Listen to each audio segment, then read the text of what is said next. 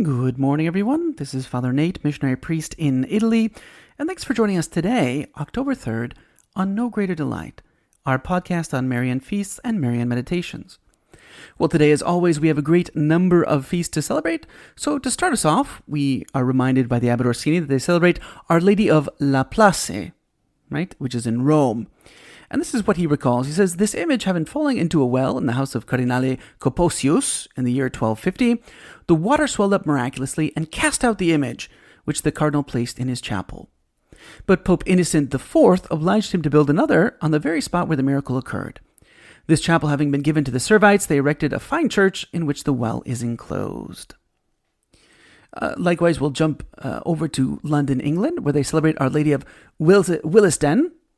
And we're told that in the summer of 1538, King Henry VIII's chief minister, Thomas Cromwell, ordered England's venerated images of Mary to be removed from their shrines, of course, with any treasures found with them.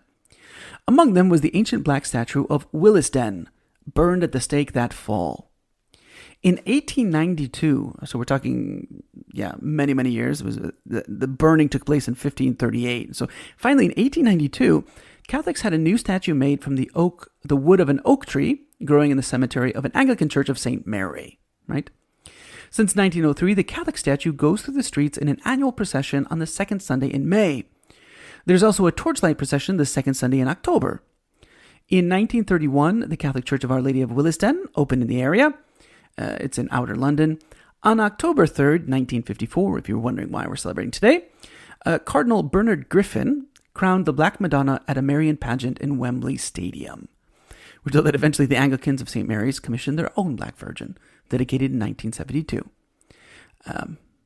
So what can you do? Likewise, we recall today, Niepokolana Vesek pro posrednicka Lashk Teresin Sokasniv Masovia, Poland. Oh my good Lord. That means the Immaculate Mediatrix of all grace. This church was consecrated in 1954 at the Nikola Polonov Monastery, which is, if you've ever been to Poland, it's this beautiful monastery compound. I think at one point it was the largest monastery in all of Europe, and it was founded by Maximilian Kolbe, right? So it was in 1954, today, that church was consecrated. We also celebrate in Gavignano di Segni in Roma, the Our Lady of Graces, Madonna delle Grazie. And it says here, simply the note I have is the manifestation of Our Lady of Graces. Our Lady was invoked with faith by the people, and she preserved them from the plague and then from cholera. So that's a very powerful intercession there. And last but not least, we also celebrate Madonna della Ghianda. That's in Somma Lombardo, in Varese, in Italy, right? So there's it's a beautiful place if you look at there, but it's sort of a rough region, right? It says here, as only Italians will tell us, cold and cruel fields, right? And part of it is even swampland, right? So it was very difficult to grow plants, all these different things. And in fact, it says that there nobody came in and nobody left, which is just typical in these Italian towns. It says who was born there died there, right? And so there was a church that had been built, and it was done in order to they had built it there. It was now it's a beautiful church. But the story goes that a young shepherd girl who was both deaf and mute used to go to an oak tree, right? Kind of like keeping an eye on the few sheep that her father asked her to keep an eye on each day, right?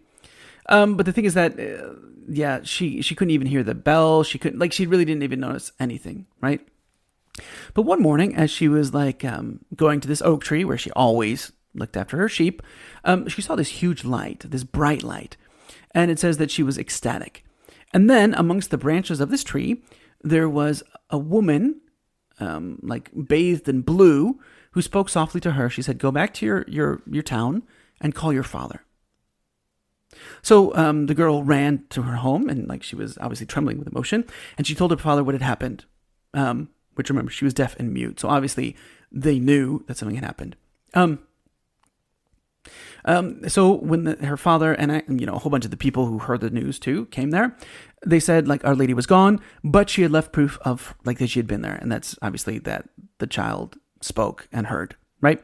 And she could recount the entire event.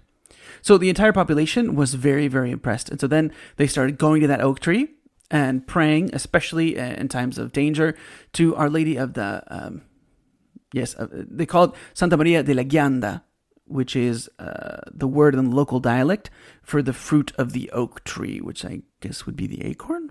In any event, there was really a huge just devotion that spread. There's like a bunch of miracles that are recounted throughout the centuries and everything. She said, well, like, why do we celebrate it today?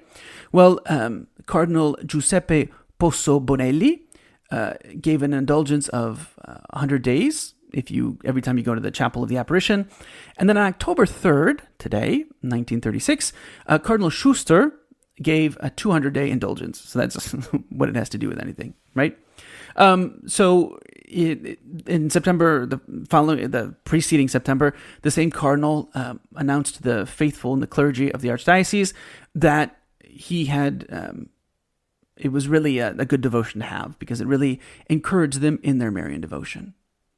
And so that is what we're celebrating today in the Marian world on October 3rd. For today's reading from True Devotion to the Blessed Virgin Mary by Saint Louis de Montfort, we continue with Part 1 on devotion to Our Blessed Lady in general, and continuing Section 2, Discernment of the True Devotion to Our Blessed Lady, considering 5 fundamental truths presupposed to this devotion. Today we'll read points 76 and 77, which mark the end of the third truth that Louis de Montfort is having us consider. 76.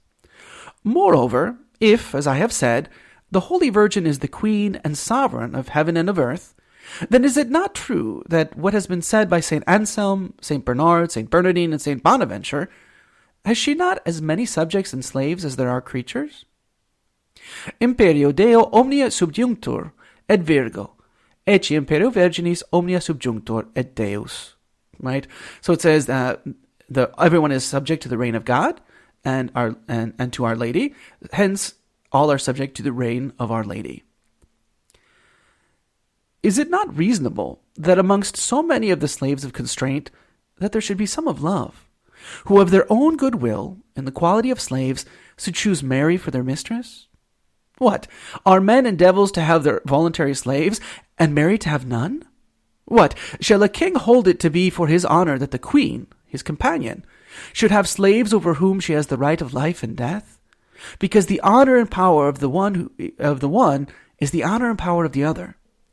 And yet are we to think that our Lord, who is the best of all sons, has divided his entire power with his Holy Mother, shall take to it ill that she too has her slaves?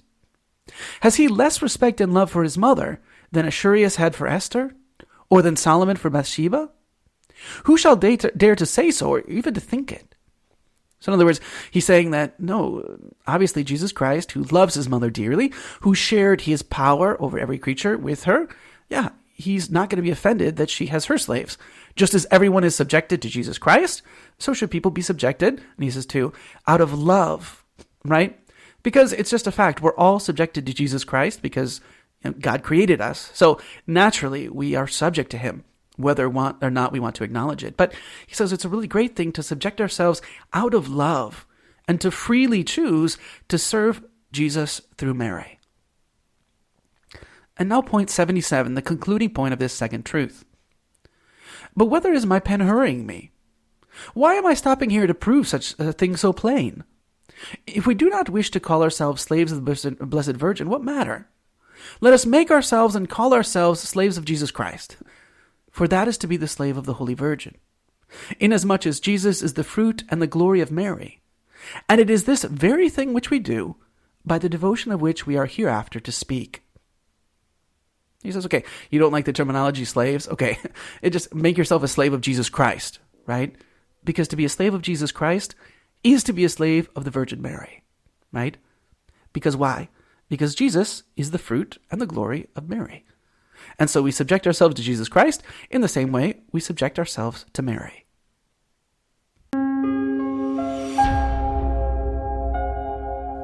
Hello, and we hope that you enjoyed listening to our Marian podcast. In the spirit of Saint Bernard of Clairvaux, we say to you that there is no greater delight than to spread the devotion of Our Lady.